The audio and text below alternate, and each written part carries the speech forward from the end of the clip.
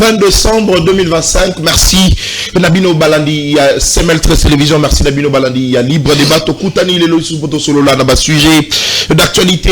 Bon messano na bayi invité Nabiso sur place.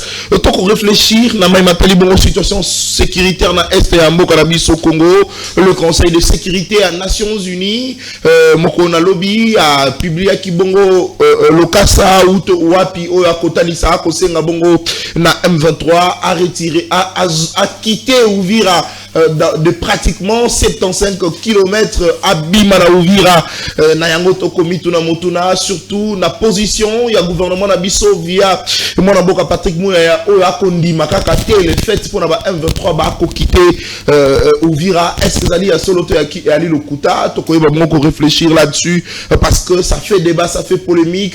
Ce matin na moni kutu quelques images o ba kongomani ba tindelingai c'est vrai na ko certifié en côté mais ba kongomani à partir à Uvira ba ebisinga que ndeko attend ce matin FRDC na wazalendo basali en tout cas balancer opération moko ya ratissage ba ko luka ba ko patrier ba ko fouiller na bandako batala soki ba M23 ba ali na kati bongo ba bimisa bango bien que massa c'est ko beta ma ce matin c'est une vidéo comment envoyer na lingite ko diffuser yango parce que na certifié en tout cas yango té parce que je suis en train de mener des enquêtes mais selon ndeko atindelinga a lobby que ce matin ba FRDC ba ko ça l'opération ratissage ba fouiner ba tala soki ba M23 bazali kaka na ngambo ya Uvira to ko kanisa justement na sujet na maimatali bongo dialogue en République démocratique du Congo ba union sacrée tisiko ba ko talisa en tout cas position na bango ya kobo ya dialogue moi na mboka le secrétaire permanent il y a union sacrée moko na lobby na marche oh bah salaki na Kinshasa ba misusu ba lobby était ba marche misusu ba ko pekisa ba marche misusu ba ko autoriser pour na nini est-ce que ça dit politique il y a deux poids deux mesures Jean-Marc Aboun babo qui marche d'ailleurs mais union sacrée et le mona mona mboka le secrétaire permanent le professeur Mbata Bandimi mais mona mboka Mbata kota lisabongo était que matali bongo ba pacte social et républicain oh ba ko luka matali bongo dialogue en tout cas tata mokoze kolo a organiser dialogue te ali na mandat na ye matali bongo situation sécuritaire ba ko bunde tumba po ete wana ici là ba sali marche na bango IDP sali marche pour na ko soutenir accord ya Washington mais aussi résolution 2773 toko banza justement na apport ya dialogue à cet instant est-ce que ko ba bongo ko apporter solution pour na intérêt ya ba congolais sur ce plateau nazali na mona mboka trésor ngoi azali bongo moko ya bakambi pe balobeli ya lingomba politique et sidé ya mona mboka Martin Fayulu tozali pe sur ce plateau na mona mboka Jules Mbouyo azali bongo scientifique analyste des questions politiques mais aussi à justement tendance na ezali bongo ya pro pouvoir à soutenir tata mokonze kolo Félix Antoine Tshisekedi Tshilombo mona mboka Jules Mbouyo azana bisolongo c'est parti pour cet échange patriotique le face à face 1 heure pratiquement interaction oui mais numéros affichés au bas de l'écran c'est justement Bobo Tigela biso ba message dès ce lundi proposons de la direct c'est vrai na kola kabino yango trop mais la technique qui est en train de travailler soali bongo na choité allez mon amboka Jules Mbouyi mbote na yo pe boyi malam na Libre Débat mbote papa Jonathan mbote monsieur Trésor ngoyi oyo tumesana ko sala na ye ba débat ba échange éléments pédagogique joyeux Noël na ba kongomani nyoso joyeux Noël pe na ngai lokola na pesi na mwana ya mboka son excellence Eliaou le cerveau d'état oyo azoko incarner vision ya papa ekolo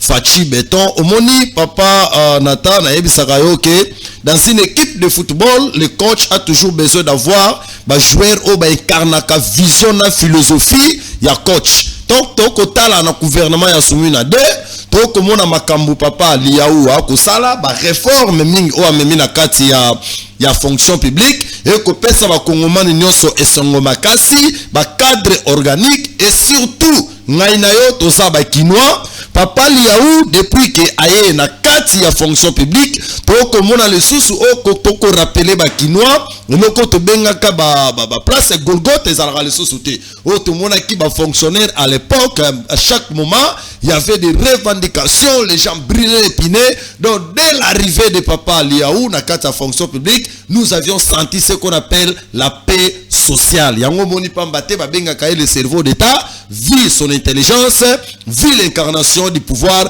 donc to PCP ba Joyeux Noël nae. Très bien merci beaucoup mon amboka Jules Mbouyi. Allez, sur ce plateau, Trésor Ngoyi, Mbotenayo, Peboyi, madame, na libre débat. Merci beaucoup, Ndeko Nathan. Mbotepe na Ndeko Nangayi, Jules Mbouyi. Et puis, Mbotepe na Baye Kongomani Basso, Oyo Bako Zoa Libaku Pona Kolanda Biso. Et puis, Mbote na président et à l'ingomba politique Nangayi, Marcin Fayulu. Puis, Eside Mobimba na coalition Lamuka.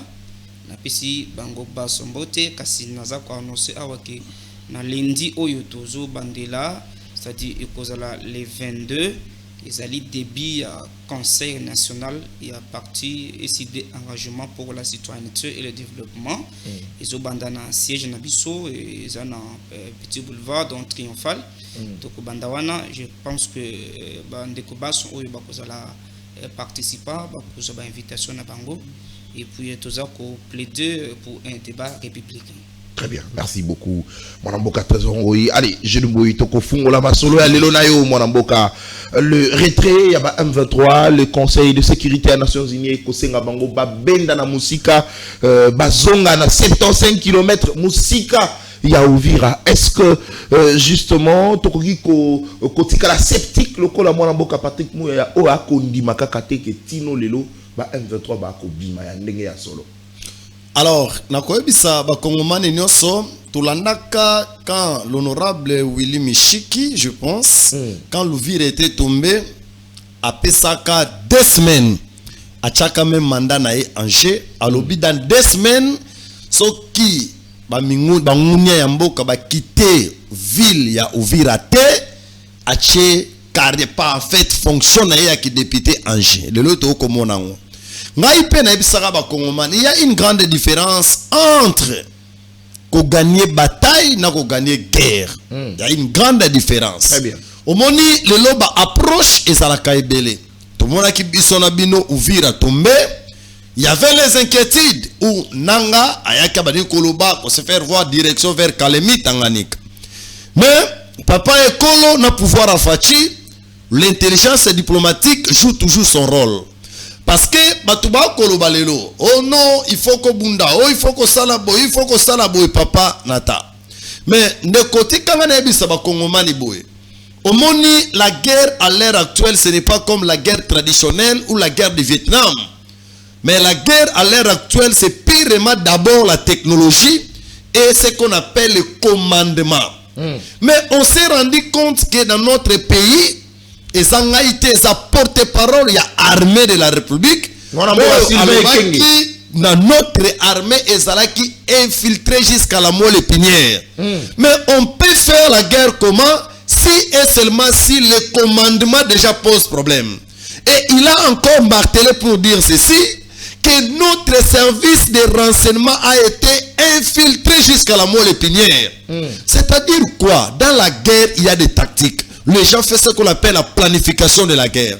Mais ça peut y arriver, vous planifiez la nuit.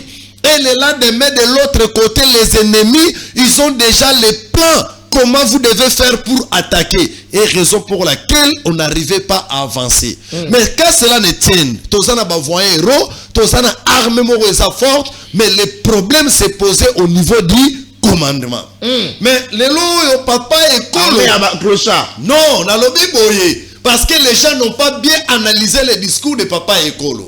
Quand Papa Ekolo parle du clochard, Papa Ekolo a colobré Maramwa armé, à ce côté là, les gens qui dirigent. Papa n'a pas dit ça au boy. Ce qui est là, on a dit qu'on a colobake, que bana oyo baza mal éduqué, barota la nanon. Yo papa, n'est-ce pas? Oh, l'armée c'est le commandement. Et l'armée affirme que nous avions une armée qui était infiltrée depuis longtemps. En 7 ans, mon ami. Papa,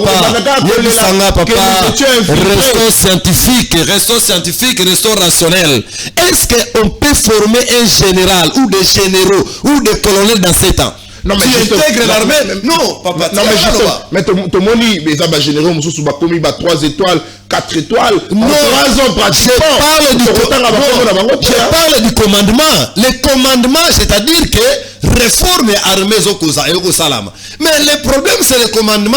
Et dans le commandement, il y a un moni. Tant que papa Ekolo à l'époque, on a dit que faut déboulonner le système. Les gens n'avaient pas compris. Que tozala qui na armée moko, tozana armée moko, malembe, bangouni barolo, bangouni ont sauté, commandement ont sauté. Mais il y a des gens qui sont restés tellement fidèles à Kabila, to éviter Soki, Ezaki, Ndoki, ou les généraux Moussous, Loka, Bango. Donc ils sont tellement fidèles que Bazawana na kati ya armée, mais Bango, Kota là toujours, Moutoura Bango, adepte na Bango, ou ba meka ko sala ete ba placer Bango na kati ya armée. N'est-ce pas? Yango moni, tonto que du point de vue approche, au babenga na diplomatie les réalistes. Parce que lorsque le pays est agressé, il y a un auteur qui s'appelle Obès et Tissidib. Ils ont évoqué ce qu'on appelle une approche des réalistes. C'est-à-dire quoi? On vous fait la guerre, il faut faire quoi? La guerre. Il ne faut même pas réfléchir. Mais dans cette approche, mais dans cette approche, on s'est rendu compte qu'il se pose un problème. Il se pose un problème partant de quoi? Il se pose un problème partant du commandement. Maintenant, il faut faire quoi? Nous devons faire ce qu'on appelle la combinaison. En attendant, nous sommes là, pas en attendant, mais on se bat sur le front. Mais il faut mettre l'accent sur l'approche développée par un auteur qui s'appelle Montesquieu, un philosophe de la lumière. Il a proposé une approche qu'on appelle le libéralisme, la diplomatie, le dialogue, la négociation. Et c'est une approche d'une manière internationale plutôt, c'est une approche. Parce que la guerre coûte. Dans la guerre, on perd les gens. Parce que moi, j'ai dit, mais dans l'approche libéraliste, la diplomatie. Et ça peut la diplomatie diplomatie comme ça résultat. Tu connais bien ça Congomani bo. On dit que depuis longtemps que Rwanda nezala qui na voix moko munene du point de vue international. Guerre au bandit depuis 2000 je pense 9. Souvenez-vous les histoires de scènes de paix. Mais comment na pouvoir passer awa papa journaliste, on n'a jamais fait une déclaration officielle pour dire ceci que c'est Kagame qui est derrière les événements. Non mais Banaki, Kabila fait un discours là, allo bango que c'est Kagame. Kagame né à papa la tentation, bah te délai, bah ça rend confiance le professionnalisme maintenant. Oui mais justement j'ai dit ceci, aux journalistes la vidéo Kabila sur le Rwanda, j'ai dit non d'une manière officielle, dans l'instance non internationale, où ils ont connu que noir sur blanc que c'est Kagame. Et jusqu'à un certain moment, Yemoko Kagame nié non. Et jusqu'au preuve du compte, on s'est rendu compte que M23 n'existe pas. C'est Kagame accompli ça avec son ami maintenant, les rebelles de Kabila aussi. On est basali dio pour agresser maintenant, pour détruire notre pays. Et maintenant, on va faire quoi? Il faut aller vers la personne au Moni Nanga. Papa, analysons Bato au Kalanabiso. Nanga est allé faire la guerre, pourquoi? Quelle était la motivation de Nanga? Quel était son objectif? Là, on doit se poser des questions. Parce que Nanga fut le président d'une institution à l'appui à la démocratie. C'est-à-dire Nanga fut apolitique. Mais c'est Nanga qui a programmé Fachi, non? Mais après, il est libre.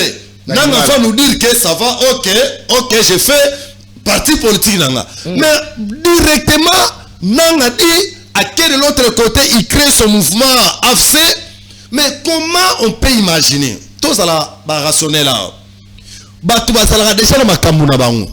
Yo au créer loko na yo, automatiquement yo ndo komi na commandement ya loko wana. Tu vois pas que ça croche. On peut comprendre que c'est Nanga qui a congolisé la rébellion de l'autre côté. Parce que comme c'était l'affaire des Rwandais, on a essayé seulement de consommer la bitinda. Pardon, je t'ai bien Nanga le la bitinda. Mais na ko ebisa mo la bitinda Nanga ceci. Omoni na vie. Tant que tu m'en kola. Okosa loza mona moko malamu eloko no soba ko tindo ko sala nini oko sala batu no soba bengi mona malamu mais mona malamu wana moko soki batindi otro moto no sala nini obude mais ce que yé azalo ko mona malamu oyo bazwa kaka batindi a sala mama ko sala mais à comprendre l'histoire se répète toujours. Nous sommes dans les pour parler, on lui dit de cesser ce qu'il fait. Il s'entête. Abo Sanate que Angola, il y avait l'accord de Luena. Quand les gens ont signé l'accord de Luena, quand on disait à Savimbi, Maintenant, c'est trop. L'Angola, nous avons besoin de se développer, cesser les hostilités. Bon, c'est comme le Baming na Lingala, Totika Bitumba, Tovanda, to développer Mboka. Savimbi s'entêtait parce qu'il croyait qu'il est fort. Et vous connaissez le sort de Savimbi. Très bien. Et après la mort de Savimbi, après la mort de Savimbi, les gens ont signé l'accord de Luena et aujourd'hui, il y a la paix. Donc, l'histoire peut se répéter. Comme Nanga s'entête, en pensant que son ami, son frère, Kagame est derrière lui pense qu'il va toujours. Donc, si lui continue, il finira comme Savimbi. Très bien, merci beaucoup, mon amboka Gilles Mouy. Allez, très ongoï, même temps d'antenne. Ouvira, M23, Bako Bima, Bako Longwa. Mais porte-parole, le gouvernement a tenu Mituna, le est-ce que là, solo? Est-ce que Bako Bima solo? Est-ce que Balongoli va tenir, Balati va tenir civil, va continuer la carte de sa population? Est-ce que va infiltrer la population pour voir l'andela? Pour voir la Kobomaka, va congolais, le Basalaka. Mon ambo Kozali, justement, na même temps d'antenne, pour pesa l'ikanisinayo, mais Motu Nezali a Koyeba. Est-ce que tu as dit parce que Bino Bondi Marate, diplomatie? Lélo, États-Unis, Conseil de sécurité à Nations Unies, ABC, M23, Abima, 75 km, Moussika, na Ouvira. Est-ce que ça dit résultat de la diplomatie à Malamazata Mokozekolo? Merci Ndeko. Je pense que au titre de Kobalé, tu dis ma diplomatie, parce que ceux qui diplomatie ezali, bilimona yango pe esengele ezala. Et diplomatie ezali loko la Bible. Ndenge basel nzambe bati ya kabiso que Bible basuka seulement na écriture mais il faut qu'on interprète yango. Très bien. Parce que c'est comme ça. C'est-à-dire et le la molimo mo sant pour comprendre. Exactement. C'est-à-dire ceux qui ont tangi Bible, il faut qu'on interprète et le tangi. Sinon le kola nzamba loba que ceux qui ont moni makolona yo isa causa occasion de shit pour na yo niveau zéro au kata moko au tikala na moko. Maintenant le lobby soto ko sala masumu to bana ko kata likolomo comment le biso tout ko koma ndenge ni na kati mboka. Donc il faut mutoya expliquer yo likolo na isengeli ko kata ezani. Voilà. De la même façon diplomatie etambolaka de peur na minduki. Diplomatie kaka ya munoko ya maloba pamba jamais elonga kate. Tant que diplomatie et kolobama pembe nesengeli minduki ezala. Maintenant makambu ya retrait ya ba M23 na Uvira ndeko na ngai na yebite comment ekokoza la sujet ya Esengo. Pour tout un état, pour tout un gouvernement. Non, ndeko na ngai. Donc toi tu vas donc toi tu omoni ba ennemi ya mboka donc ozomona c'est là que moi je dis que normalement il doit être même viré la partie ya Fayulu. Non parce qu'il ne partage plus la même philosophie avec son président, c'est grave. Merci beaucoup. Je pense que peuple ya ko yeba nani muto ako défendre awa. C'est un allié du M23 parce que le gouvernement Union Sacrée a signé communiqué conjoint à M23 qui va travailler pour ramener qui mène à Est à Cannabis. Donc, oui, il représente Union Sacrée. Il Bango Bali allié à M23. Très bien.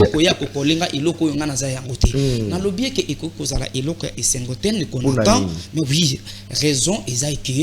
Et singela qui va conquérir bisika oyo binemi bakangaki yango par la force. Nde eko sala que en tout cas vous avez une armée, vous avez tout un gouvernement du pays qui travaille pour na corridorer image ya mboka na ye o ezali terni à travers ba ko ya kusuna mindu.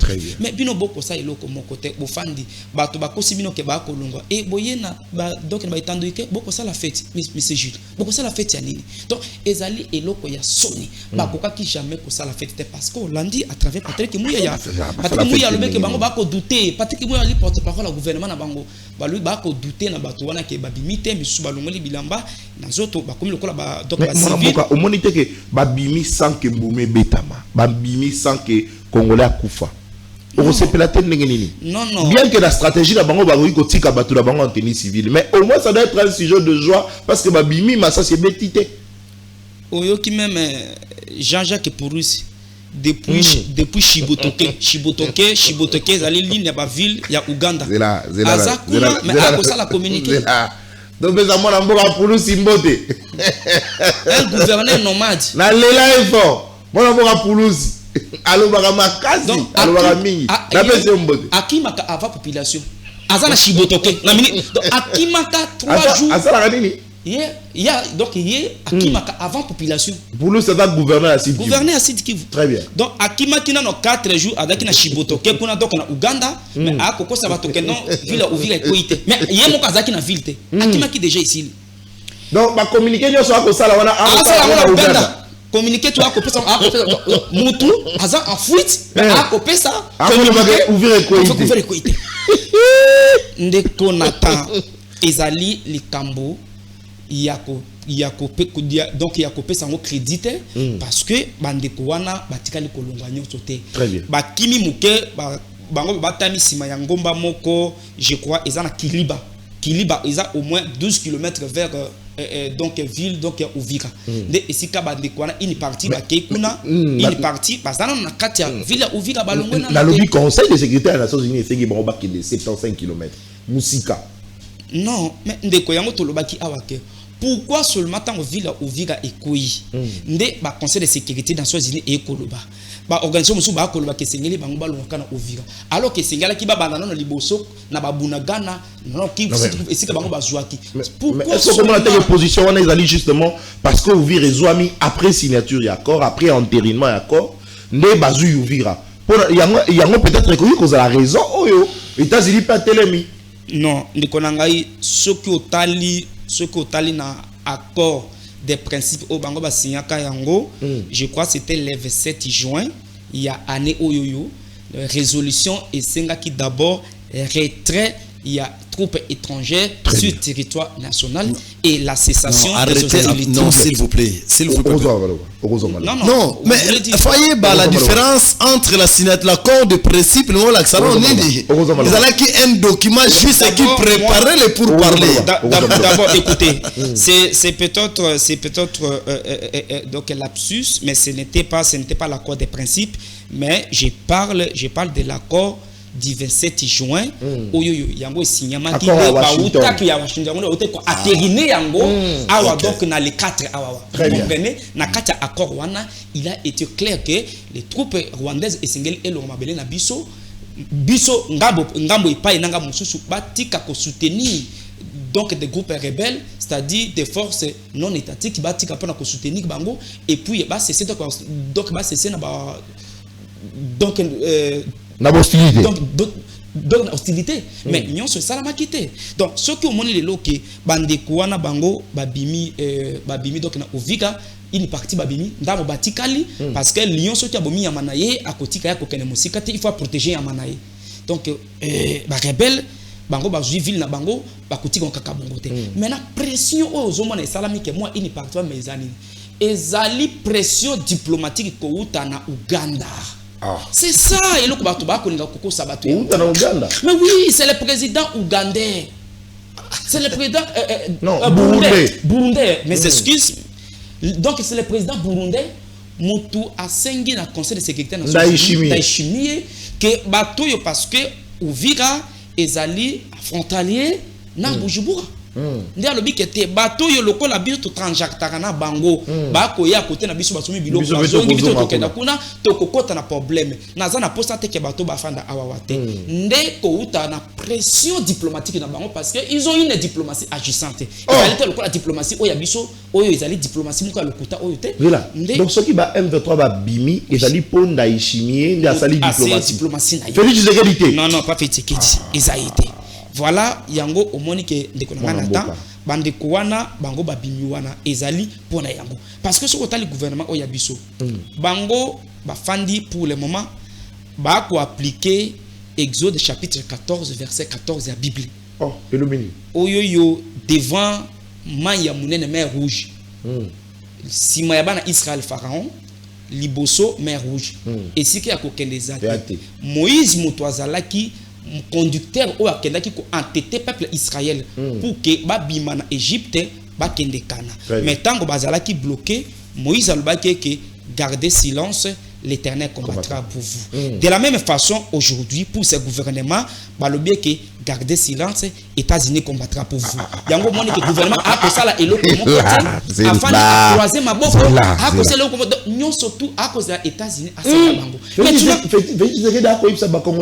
vas garder silence, États-Unis combattra pour eux. C'est ça.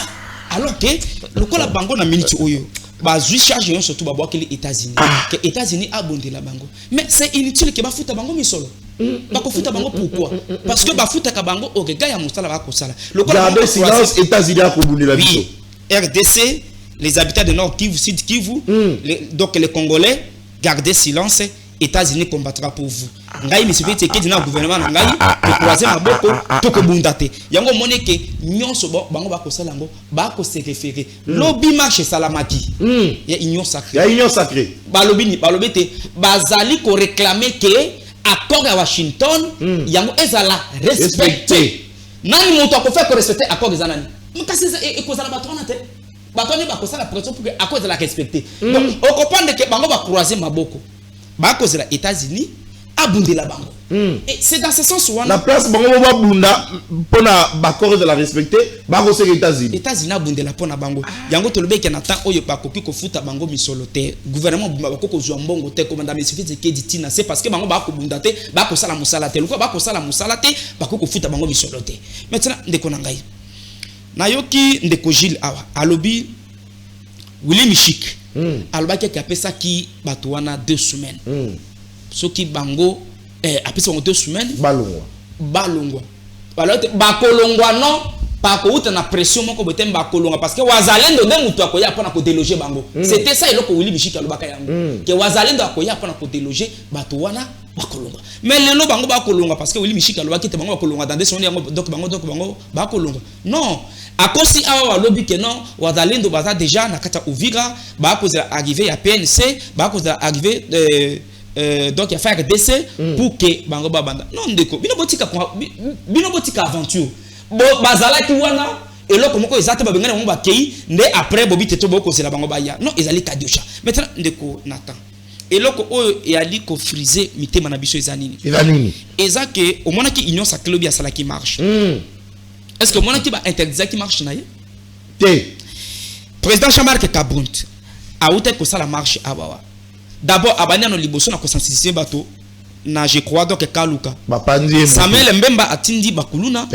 Bakei atindi bakuluna. Oui, et ça Samuel Mbemba atindi bakuluna. Bakei ba agresser président Jean-Marc Kabunt à tel point qu'Azuka qui n'a pas militant naïe.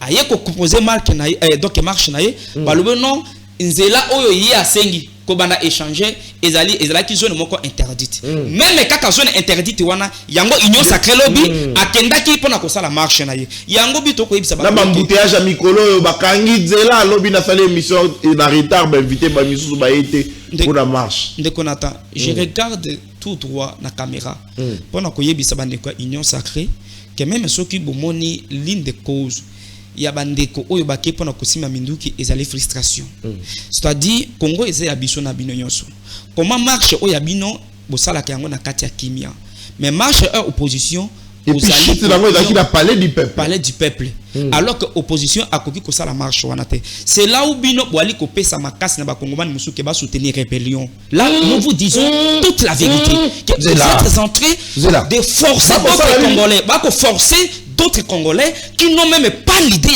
de soutenir rébellion que soutenir rébellion parce que bango va marginaliser.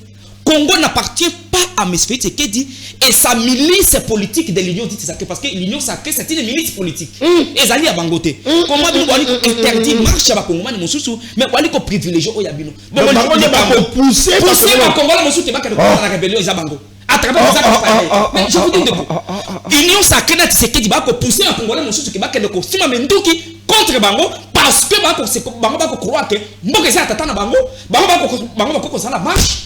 Misuma ko sala marche te non ndiko nanga nata to ko ndima yango te yango toyoki nde combattre nazo comprendre te ndeko nanga chini boso nanga c'est un enseignant de l'université très bien il est doué de connaissances il a plus qu'André Mbata mais Tala Mbata qui ne représente rien un faux professeur bah commissaire professeur donc docteur na c'est IDPS faux professeur oui je vous dis de konanga aza professeur te na ko yebisa bino mais oui ako sangisa bato maele simana ye pe ako fuluye bango lobi alobi non pacte social pour la paix ndenge 5 ans na SCC ba ko senga yango ekotika la ko sala matin mais de l'autre côté ba ko senga 5 ans na SCC ke ba condamner agression mais comment bino boko luka ke balo ba eloko e ko sepelisa mato ina mais eloko ba ko luka pote ezala kimia pona mboka bolingi yango te 5 ans ako condamner rébellion te 5 ans ako condamner eloko moko te 5 ans ako bunda pour que un dialogue sincère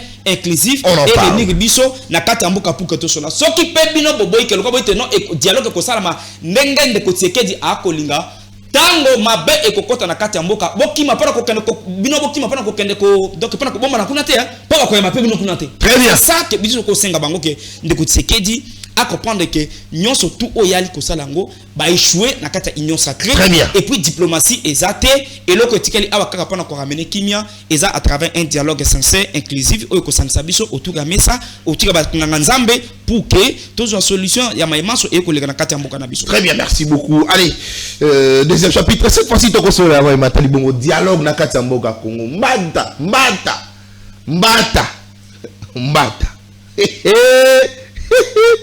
et qui déjà beaucoup mi ba agent aner bionios na IDPS ba agent aner ba ngona bango ba agent aner ba ko mani ba ko senga dialogue ba ko senga dialogue ba ko mani ba ko senga dialogue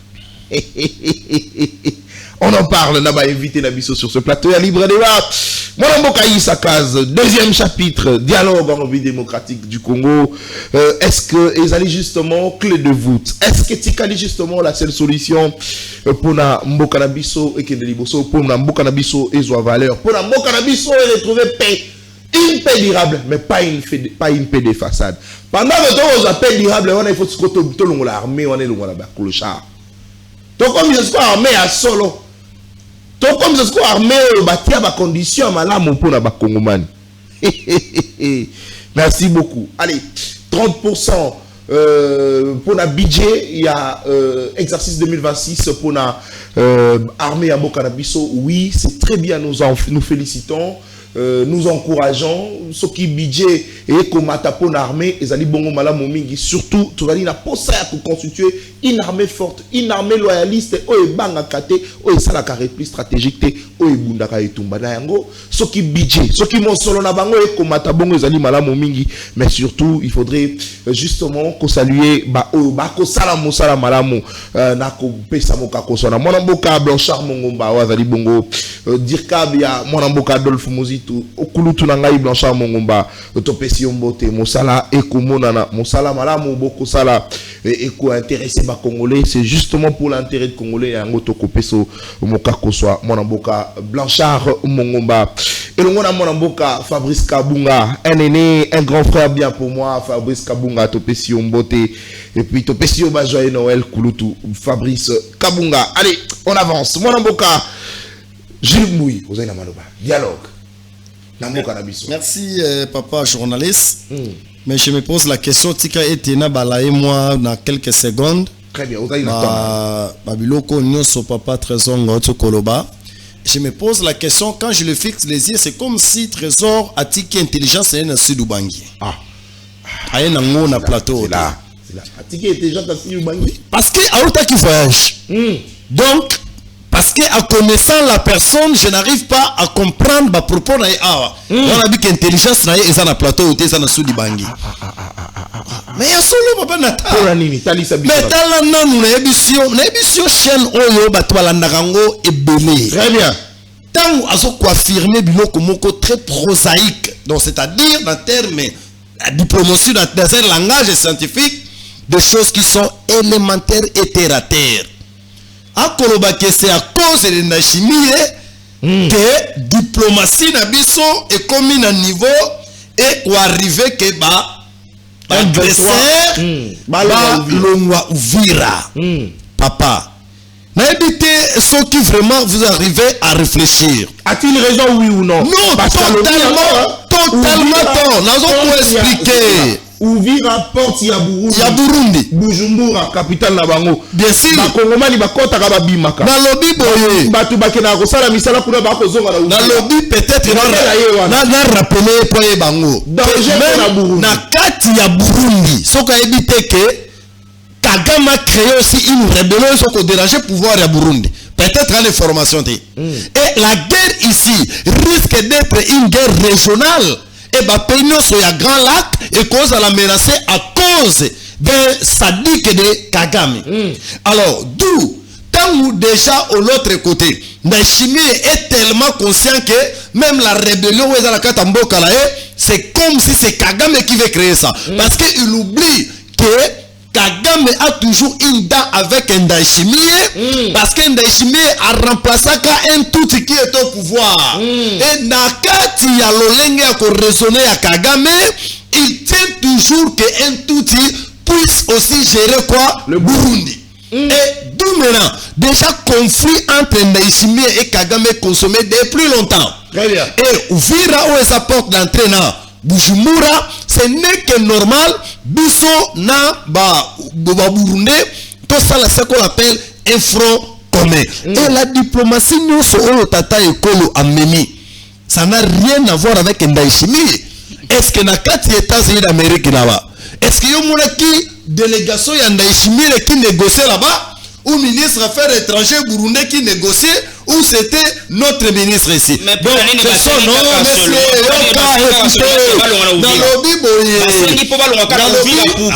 c'est ça la question. Non, donc on répond notre maintenant que éclairer l'opinion. Merci. Tu es devant un journaliste très intelligent. Hollanda qui était un recadreur le Komoro Bakar. Pourquoi après avoir signé l'accord, quand vous signez l'accord, on dit cessation des hostilités, il faut faire quoi? Respecter, non? Il faut arrêter.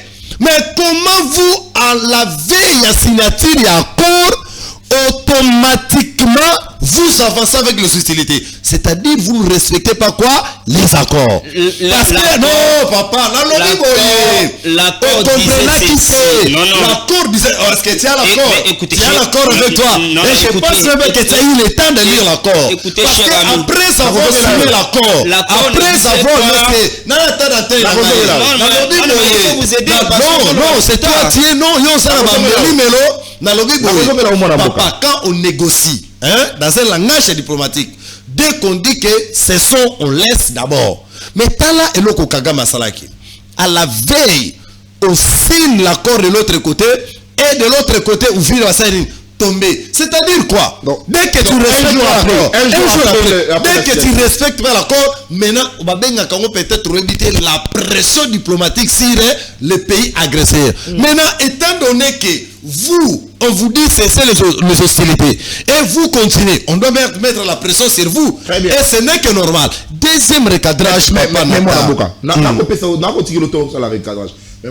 quand même pression, na Uvira.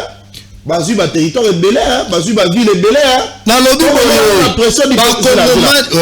la pression diplomatique au bilo ko vanter, ezaka ya Uvira. Malo bana ba ba tika bomba te.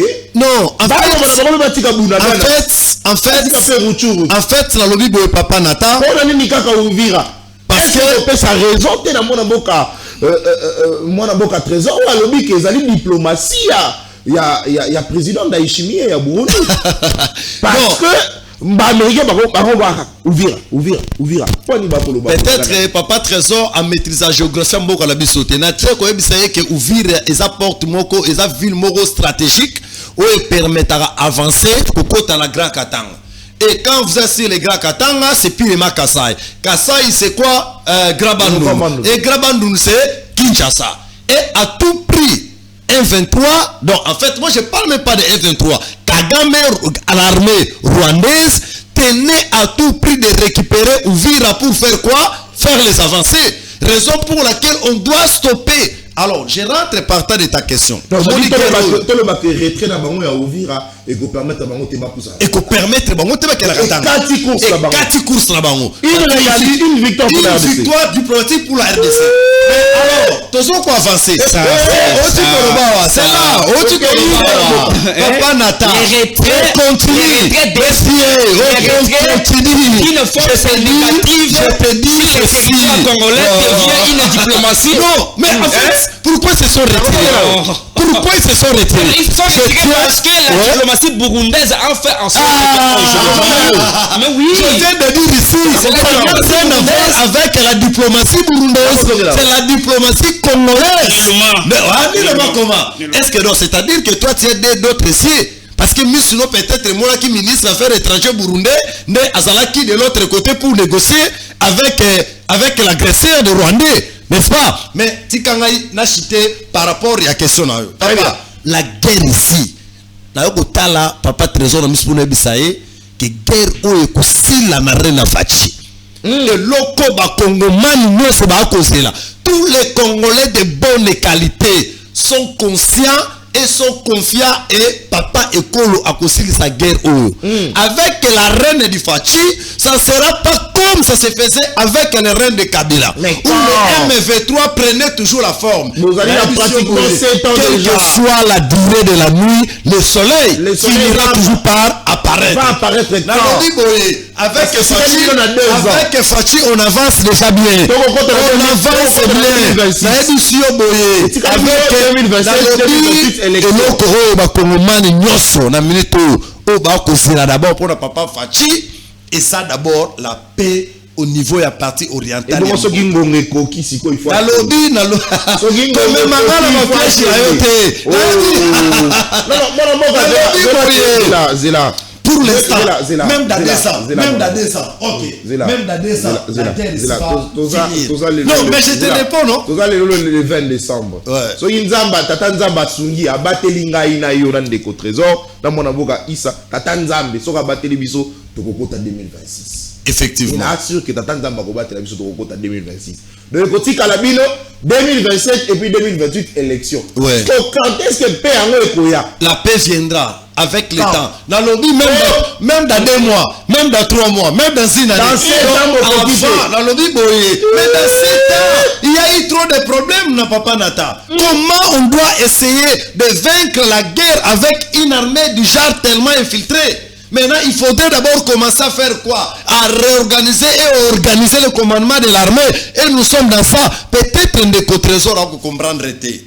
Mon cher ami, nous sommes dans un pays où un chef d'état-major général de l'armée est soupçonné. Nous sommes dans un pays de la guerre, où un numéro 1, il y a maison militaire, un chef de l'État est soupçonné. Mais comment vous allez gagner la guerre avec ça? Peut-être lui, il ne maîtrise pas Mouto Babenaka, maison militaire à chef de l'État, important c'est la 4 armées. Peut-être lui ne comprend pas Mouto Babenaka, chef d'état-major, important c'est un accord d'armée. Mais ces gens-là sont soupçonnés, mon cher. Mais comment vous allez vaincre la guerre? Il y a un moment où il y a une approche de la diplomatie. Peut-être au 80% de la guerre au monde, quelle que soit la guerre de Tchétchénie, quelle que soit la guerre côté à Berlin-Allemagne, quelle que soit la deuxième guerre mondiale, quelle que soit la première, 80% des guerres sont soldées par la diplomatie. Très bien. Voilà les dialogues. Dialogue, Fachi n'a jamais écarté l'option du dialogue. Même bataille. La édition boye, Congomani nyoso aza libre à réfléchir. Mais esa boye. Avant tout sur la lobby boye. Papa Nathan, Jean-Marc est là a dit ceci. Pour comprendre les faits politiques actuels, il faut remonter sur le passé. Ça va vous permettre de comprendre les faits actuels pour se projeter dans l'avenir. Nganayo tozala ao ye akota la ngaye ba kongomani ba okolanda biso. Na pouvoir ya papa en fait ancien président de Joseph Kabila. La République a organisé combien de dialogues par rapport à la paix dans les histoires de l'Est de notre pays? Plusieurs. Les dialogues internes. Ce qui a eu bien monté à la 6 contre des temps en autant on a sauté. Si incessamment dialogue entre nous, il y a Angola et Choua. C'est-à-dire quoi? la République ne dialoguait pas bien. Papa Nato, il y a la différence entre... Il faudrait reconnaître que Jean-Pierre Bemba, qui sous Kabila, mais quand même, Kabila a réussi ça pour ramener Bango à la table de négociation qui m'écoute. Est-ce que Ali Gento et Ali Gente?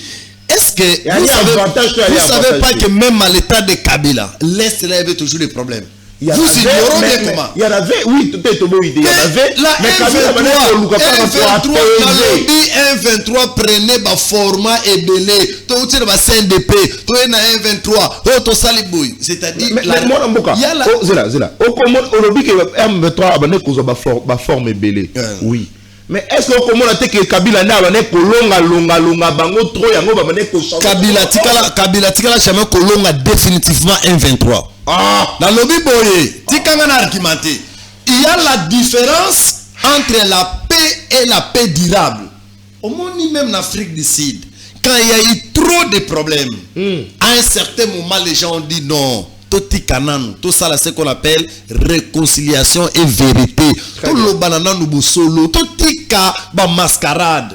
Même Nangola quand j'ai pas de l'accord de l'ONU, les gens ont dit mais trop c'est trop, 30 ans de la guerre. Nous sommes fatigués, tout le banana bo solo. Mais ba dialogue nous se tika ko le kama na reine ya Kabila. Et ça là qui ba dialogue de façade.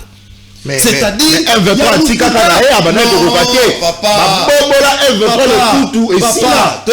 pourquoi Makenga s'est retrouvé de l'autre côté? Pourquoi? Non mais lobby justement c'était des stratégies on va remettre en place. Maintenant cette fois-ci Papa Ekolo n'a pas écarté l'option du dialogue. Peut-être l'opposant va comprendre. Cette fois-ci maintenant nous devons aller comment? Nous devons aller devant témoins. Il a que États-Unis exode.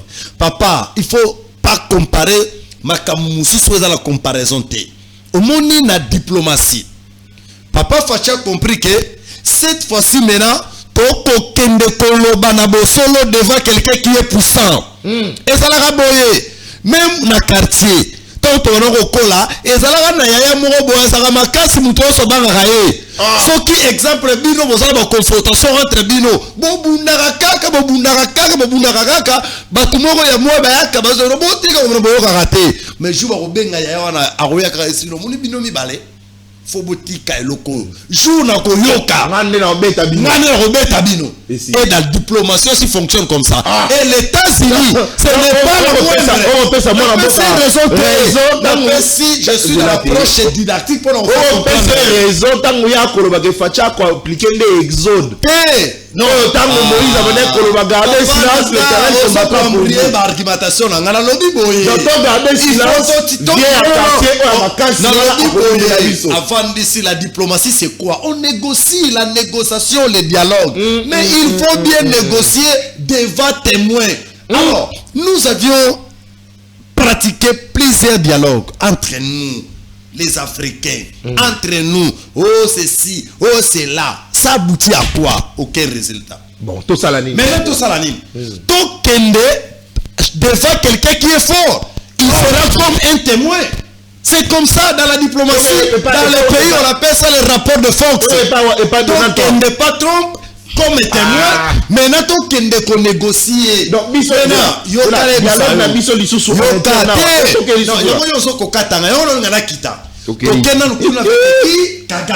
parce que le M23 c'est Kagame d'abord. Très bien. Dès que nous allons finir avec qui? Kagame. Est-ce que Fachi a écarté l'option de Doha? Il oublie que toi na Doha. Les Doha continuent. Et au niveau des Doha, il y a merci. Et donc plus loin, Nanaza optimiste que un jour ba Congomani ba kufanda. Wana ça n'engage que moi. Je suis optimiste pour la paix parce que comme Fachi est artisan de la paix. Et je dis toujours, richesse au papa et kola côté que la Congolais, c'est la paix définitive, le kola Mandela à Tika d'Afrique du Sud. Et ça sera une histoire dans notre pays. Merci. C'était pour dire ceci, peut-être au Congo de Balananga, que papa Fachi, après tout ça, Banamboka Bakovanda. Moi, étant que rationnel,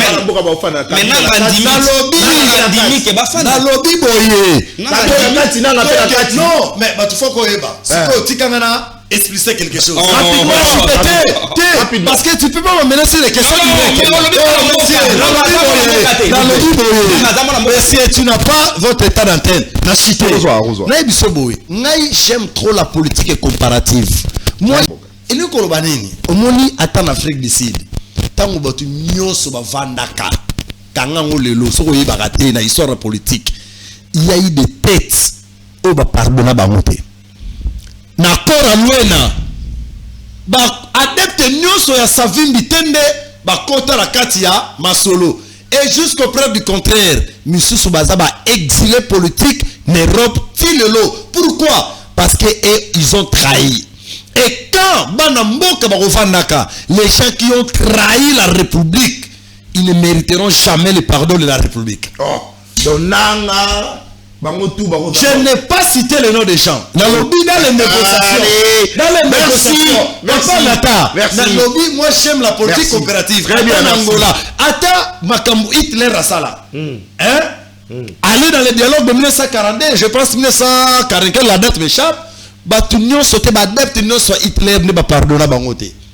N'est-ce pas? Ezala Misusuba. Merci. Batikala bakima Misusuba bango publiquement. Merci beaucoup. Allez, moi Namboka Trésor. Dialogue Namboka Congo. Bino boko singa dialogue. Bokendaki ko seko. Papa Fayulu akendaki ko seko papa Tshisekedi. Alobi alala kinala musae mwana ma ilamuka. Bayamba na ki akobenga e Martin akobete na lipeka. Lokola ba master. Avec Martin, avec Félix. Mais papa Olali, ça la dialogue. Benga basango. Bino nde boko senga dialogue mwana mboka. Mais est-ce que dialogue ngo vraiment to kosala ngona bato babomi ba congolais. To kosala ngona nanga. To kosala ngona Kabila. Oh ba justice est condamné. To kosala ngona Daniel Safu. Mwana mboka dialogue to kosala ngona Daniel Safu. Dialogue Nambo. Tout ça on a Daniel Safu. Merci beaucoup de Konatan. Na comprendre pe bayi Congoman, comprendre biso qui ndeko Gilles aza awawa non pas na ko défendre Mboka mais aza pas na ko défendre un individu Félix Tshisekedi au détriment ya bandeko na ye. Bandeko par rapport à quoi, monsieur? Je défends la République. Moi, je défends la République. Tu dois savoir ça. Je défends. Non, il doit d'abord retirer. Moi, je défends la République, monsieur. Moi, je ne suis pas comme toi. Non, je défends la République dirigée par monsieur Félix Tshisekedi comme président de la République. Je défends la République. Peuple congolais qui est mature, ayebi yango très bien. Et le connaît de Gilles aye na plateau a pour na plateau pour défendre la République. Non, il doit comprendre ça. Ndeko Nathan. Si na plateau na yo awa iluba mieke Tshisekedi azali moto yambo ya ko lakisa musapike Kagame nde moto ako bundisa mboka na biso. Bon, motu na ba Kongomani ba ko tuna. Sima ya ko lakisa musapike ezali échanger nini? Bonde tuna ya malamu yango wana échanger nini mais ndeko il faut to yebisa ba oyo tamusu ba yebite que M23 lisolo na ye Kabila asukisa yango malgré esukaka nyonso te ke ono kimia ekota na lolenge o esengelaki ke ezala te mais to yebite Joseph Kabila asukisa bango bazongaka bazalaka na Uganda. M23 azaka na Uganda te papa ndambu bakota na Rwanda faut pas bana ba kolanda non faut recadrage Makenga akota na Uganda te Makenga et les autres donc bazala amnistié na 2013 bakota Uganda te misusu bakenda na Rwanda bakenda ko se réorganiser peut-être tu oublies l'histoire politique ndeko na ozolobelo comme bete na lobby que M23 azalaki na Uganda. Tango yo lobby que non bazai kaka seulement na Uganda te ini participer bakenda pe te bazala na Uganda te bakota bango nyonso na Rwanda bakima mabele na biso mutu oyo akenda donc Kabila kimisa bango oui kima bakenda mais yeye auto confirmer que mais ils s'organisent toujours via Rwanda non s'il vous plaît ils sont allés là-bas pour se réorganiser là-bas prison Ba Biamungu bazaka na prison. Biamungu lelo o a kozwa bamboka na biso yon surtout azalaki na boloko parce que Kabila akangaka ye. John Timbangu oyo lelo ali général azalaki na kata RCD Goma. Kabila akangaka ya tina boloko. Ndeko Tshisekedi aye pour être à blanchir occupation abimisa Biamungu abimisa donc oh le commissaire général et bangwana yon surtout ba ko travailler contre Mboka. Na ko rappeler ndeko awawa que M23 tango lisolo na ici là ndeko Tshisekedi moto akendaki pona kozwa M23 à travers Gilbert Kankonde ou azalaki vice-ministre de l'intérieur à l'époque. Tshisekedi a confirmé yango que bango bayaki ya solo bakende kozwa bango pour nani bakendaki kozwa bango parce que bayaki balwaki sengalaki ba composer 4 bataillons pour être bango bakamba Mboka bataillon moko esengalaki ezala composer na ba ancien rebelle à Jean-Pierre Bemba bango bakokende pona ko occuper espace ya Congo central. Non, mais ça va mensonge. Ça libre débat. Tu n'as pas de formation, monsieur. Arrêtez de tromper la population. Arrêtez de tromper la population. Ce n'est pas la réalité. Ce n'est pas la réalité. Non, tu arrêtes de tromper les Congolais. Il ne trompe pas les Congolais. Non, non. Non, ça n'a jamais calme. S'il vous plaît. Mais on peut pas Zela. Moi, on a lui France ça. Le DG. Défi ça n'a marteau na on bêta non boki miekota. Allez, bon week-end la DG lui France ça bisika Kazali. Moi na mboka. Olobini ni M23 ba benga ki bango pour ba composer 4 bataillons. 4 bataillons. Comment ça là? En fait que bango ba kamba Mboka. Ba diriger Mboka. Bataillon liboso qui nous. Des bataillons liboso ba qui était ekozala composé na ba ancien rebelle yon surtout ya Jean-Pierre Bemba bango ba koyeba na occuper espace ya donc ya Congo central. Deuxième bataillon et sengela qui est s'occuper na makambo etalaki espace Grand Katanga. Troisième bataillon et sengela qui s'occuper na makambo etalaki espace Grand Équateur. Et puis quatrième bataillon ingezala pour s'occuper de ma commentaire qui se passe grand Bandundu. C'est dans ce sens si quoi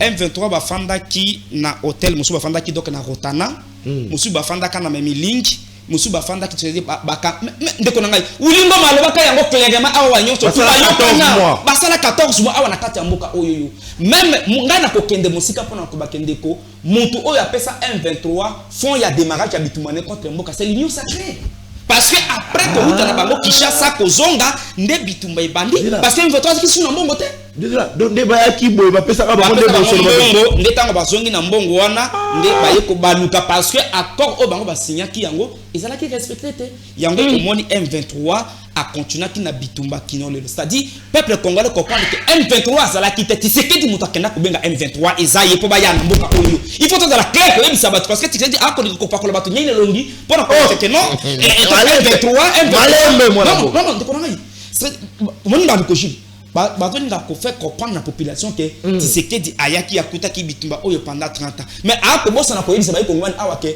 bitumba awa ezala te Tshisekedi muto akenda ko benga M23 et si ka ba benga ka bango bakenda ipana bango kuna bango bakenda pana ko benga mais comment bato basala ke basala te ba benga bango comment non donc c'est-à-dire que M23 existait ceux qui ont pensé votre logique donc c'est-à-dire que M23 existait toujours il faut être sérieux à tes paroles. Il faut être sérieux à tes propos. Il faut être sérieux. Comment les gens qui n'existaient pas vont venir à Bango? C'est-à-dire que M23 continue à exister. S'il vous plaît,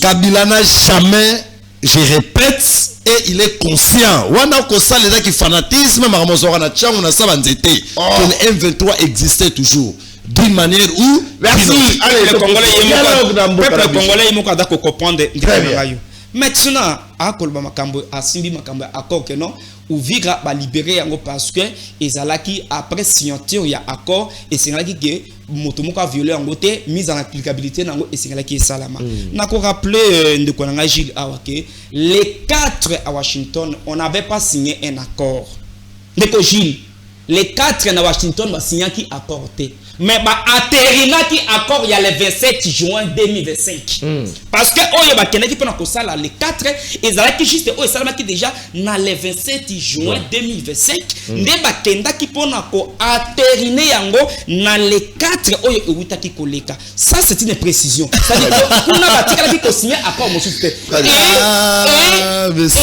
na le 27 juin na accord ba signé que singeli respect ya souveraineté nationale et salama retrait ya M23 na d'autres mabele na biso tout ça ezalaki nango na kati accord ba keneki déjà pona ko atterriner yango c'est-à-dire kolongo ya M23 na Uvira ezate kono après ko signer accord nde baye ko bango baye ko désobéir nde sali que pression diplomatique ya pona ko benga non accord ezaki déjà signé depuis le 27 juin mais baye nde ko atterriner yango yo ali mutamaele baye pona ko atterriner yango ce qui a été déjà fait baye kaka pona ko confirmer yango ko sipisa yango na les 4 oyo parce que il fallait justement armée rwandaise na Oyabiso va travailler de manière conjointe et l'on a médiateur pour la faire respecter l'accord. C'est-à-dire, d'une part, la RDC, il fallait tout neutraliser FDLR, comme ça, Rwanda personne mis. Alors on a mabelé la biso. Tout à fait. Très bien. Nde esika tolobaki na président Martin Fayulu eke accord wana ezalaki piège ya monene pona monsieur Fetike dina mboka na biso parce que FDLR bazana mboka na biso te bango bazala kana na parti oyo ba rebelle ba occuper yango maintenant le na Rutshuru na Masisi na Masisi na ni tout ça maintenant gouvernement oyo biso bakoma kakuna te bosengi na gouvernement na biso ke bakene ko neutraliser FDLR bakomona bango wapi po bango bakoma kana ba place wana te zela bandele lokolobi na lobi boye Washington a signé le gouvernement congolais que Yambo et que Rwanda allons la mesure défensive parce qu'on parle de mesures défensives. Rwanda va combattre RDC a menacé ni a teki mesures défensives. Ndi balobi que avant que allons la paix mesures défensives na ye et sengeli biso pe to neutraliser pe ba FDLR. Alors que ba FDLR bango bazala kana bisika o ba rebelle ba occuper yango. On a bisika wana gouvernement na biso na Sudan na biso ba koma kakuna te. Comment tu sais que da kondima kaka de ko traquer ba tolo dès que bango ba koma kakuna te. C'est un piège monene pour mais c'est ça. Ezali piège oyo pour yango peut ce que dit akoyi na kati lokola mwana muke sans le savoir c'est ça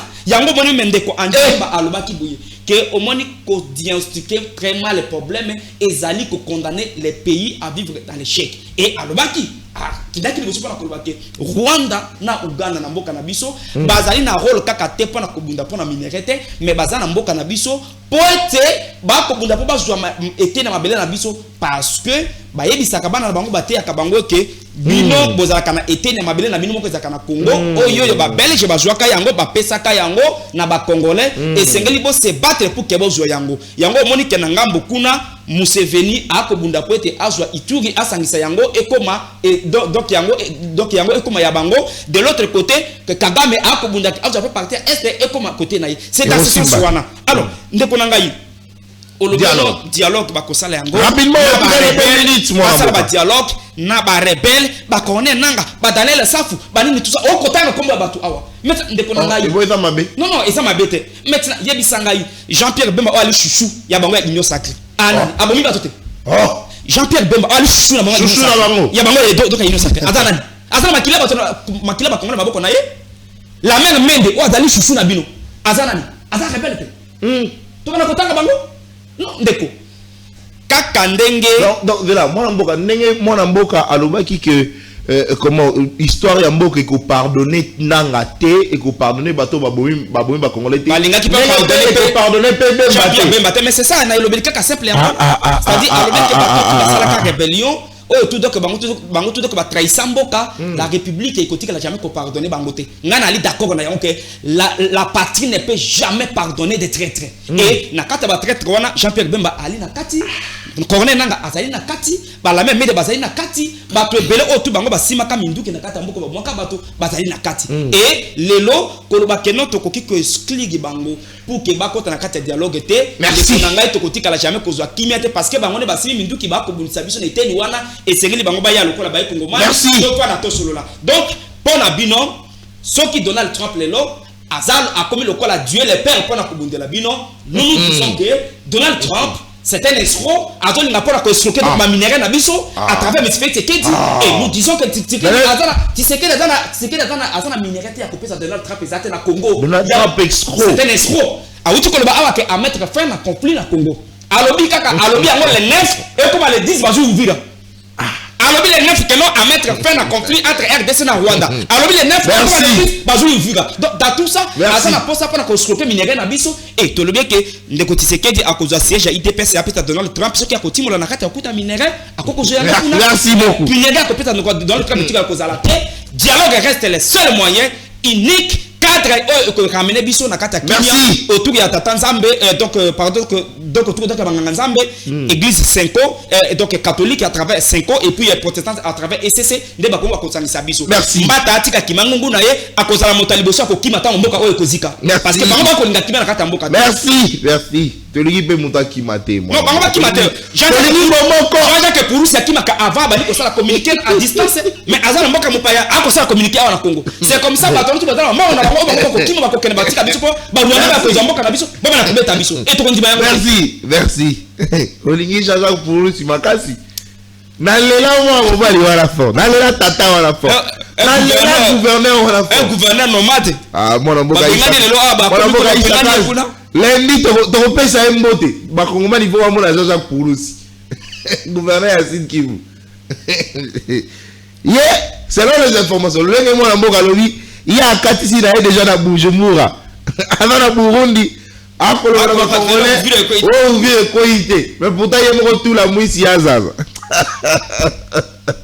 Jean-Jacques Purusi. Dans mon écoute, bande quoi réseaux sociaux, basé bureau de la Katiaza au Balobi. Jean-Jacques Purusi a travaillé Mikolo wana. Merci beaucoup parce que vous allez qui est pour la colonne Bisso. Allez 2 minutes chaque fois aussi c'est mission Bisso mon colonel. Sur ce plateau mon amboka Jules Mbouyi Azali Bongo analyste indépendant Azali Moko Yabayi Union sacrée de la nation Azali scientifique Azali chercheur Azali père enseignant. Sur ce plateau mon amboka Trésor Ngoyi ba couleur na yebani tata moko tata le président élu.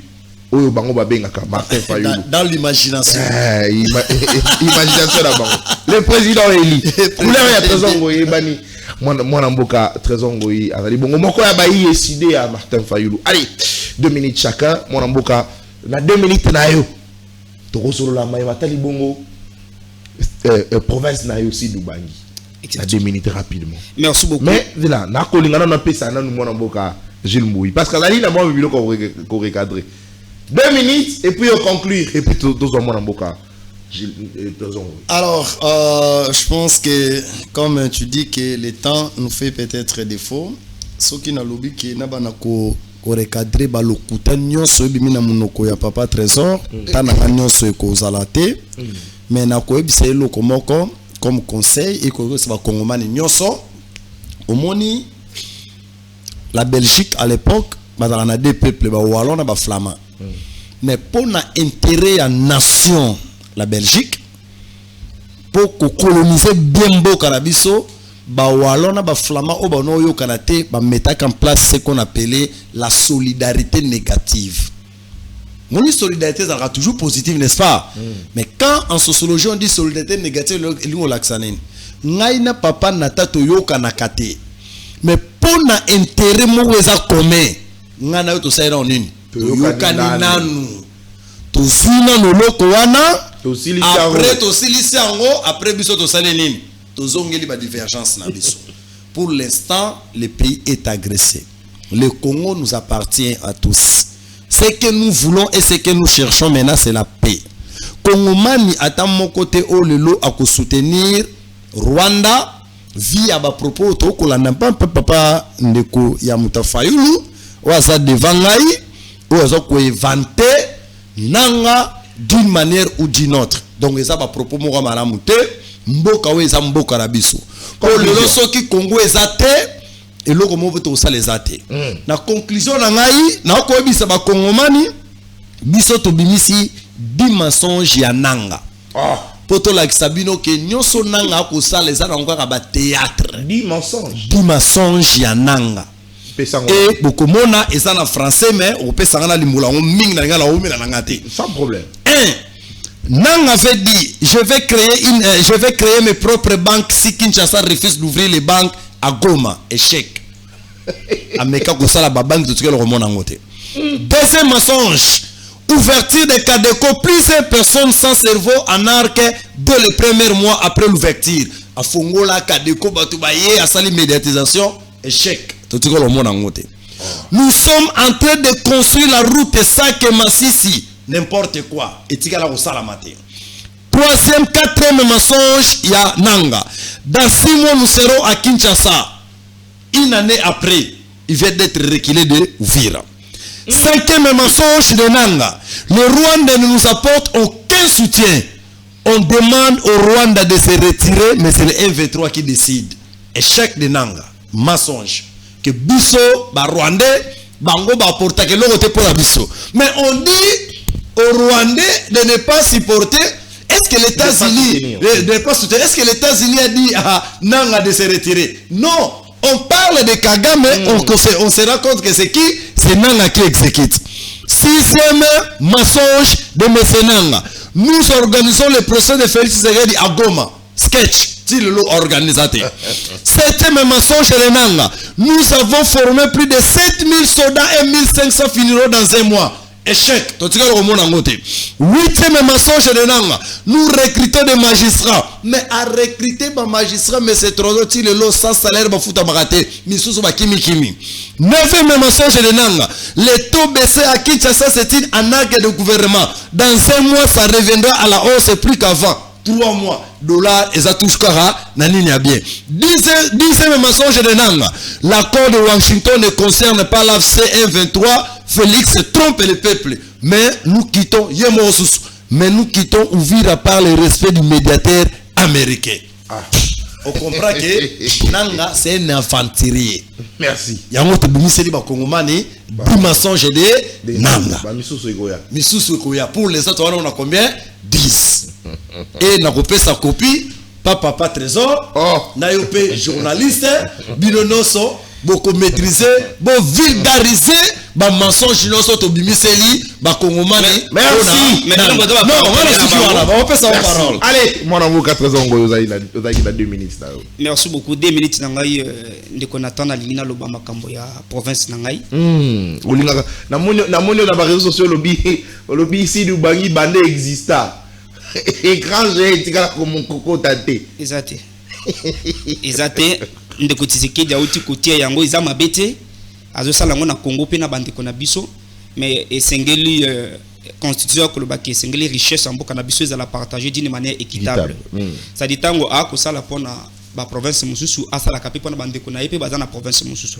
Et je sais que Ndeko Tshisekedi akoko za na volonté pona ko sala yango mais Jean-Lucien Boussa akasi ya bandubola na ba Jean-Pierre Bemade ba ko pekisaye ki asala kunate pour que bande ko na biso non parce que ba ko yebi que so bande ko na biso ba biloko ya ndengo na ekomi kuna ba ko bana ko ba information miso na bango ko fungwama et ko sala ke ba telemela bango. Maintenant il faut qu'on empêche ka ba initiative ndengwana. Alors ndeko nanga na lingina ba makamba province ya Sidou Banki. Ce qui otali ce qui régit akoko za na biso semble akola kisayo était banzela o ezana province ya Sidou Banki. Mais Sidou Banki bozana ba leader ya minene pour nini lo resala makate. Bon, toko yoka bato ba ke tozana ba leader kuna mais pona biso ba o to ali éclairer toko mona ke tozana ba manager. Mais ba mi comme ici ba leader pour ne rien et c'est dans ce sens wana nde ba koko sa population. Nde qu'on attend parmi ba leader na kotangela o Jean-Lucien Boussa pazari aza côté na bino. Oui, Jean-Pierre Bemba. Mwana mboka. Oui. Akasa Batubola. Oui. Sidou Bangi. Mwana mboka Andi Bemba. Andi Bemba, oui. Andi Sidou Bangi. Oui.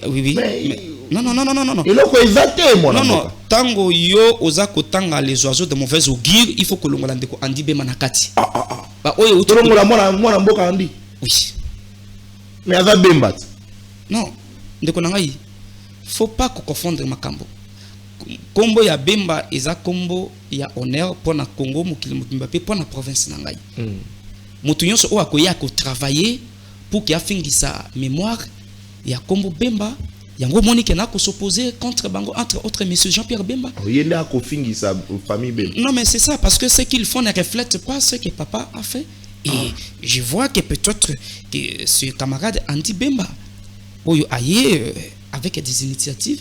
Est-ce que yo monanga déjà ndeko Nathan au monanga na plateau à télévision une seule fois pour soutenir quelqu'un? L'obita ngoza ko citer les prophètes de malheur pour la province à Sidou Bangi kotanga ndeko Andi Bemba na kati na bangote. Non, ce kotangi Andi Bemba, donc on peut dire que oui, faut confirmer sur ce plateau quand on ça la musala madame. Mais exactement ndeko nangai.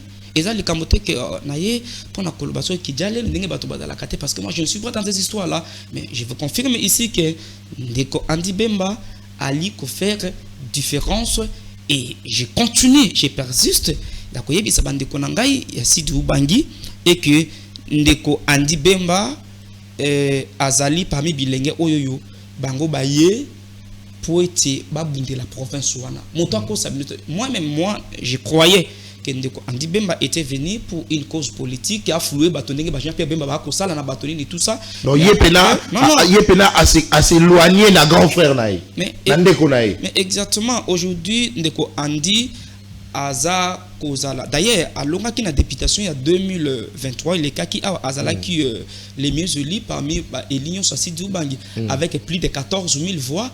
Mais atikala ki kobimate parce que parce que Joseph Weteka yeka kabande konaye ndenge mokope et singala kaka makambo ekome le bongo.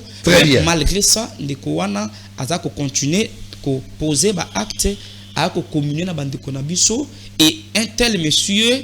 En tout cas, il n'est pas orgueilleux, il reçoit tout le monde et Motoalolenge et Wana nde biso bilenge Sidou Ubangi. Tout le monde qui est tokoya pour accompagner parce que moi, en tant qu'un leader politique, en tant qu'un responsable des grands partis politiques comme les Sudés, n'a pas pu koya te kozalo kola mokila sima ya motonaba da kotindi kakaete. Non, mais tokoya nde poto simba na maboko. Très bien.